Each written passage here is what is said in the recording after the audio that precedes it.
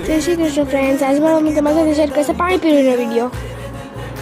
તો આ રેસીપી બનાવવા સૌથી પહેલાં આપણે પુદીનાનું પાણી બનાવી લઈશું. તેના માટે મિક્સર જારમાં પુદીના, 2 થી 3 આદુના કટકા અને 2 થી 3 મરચાં ઉમેરી દઈશું. હવે આમાં સ્વાદ અનુસાર નિમક, અડધા લીંબુનો રસ અને થોડું એવું પાણી નાખી બધું સરખી રીતે ક્રશ કરી લઈશું. બધું સરખી રીતે મિક્સ થઈ ગયું છે. હવે આપણે ઘરની વડે આને ગાળી લઈશું અને 2 કપ જેટલું પાણી નાખી દઈશું.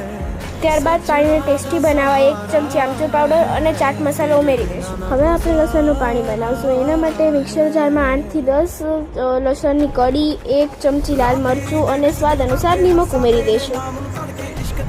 ત્યારબાદ અમે થોડું એવું પાણી ઉમેરીને બધું સરખી રીતે ક્રશ કરીશું. હવે આને પણ કરીને આમાં ચાટ મસાલો નાખી દઈશું. હવે આપણે મસાલો તૈયાર કરી લઈશું. તેના માટે આપણે પાછી છે બાફેલા બટેકા અને તેમાં બાફેલા ચણા અને પુદીનાના પાણીનો વધેલો ભાગ ઉમેરી દઈશું. હવે આમાં સ્વાદ અનુસાર નિમક નાખી બધું સરખી રીતે મિક્સ કરી લઈશું.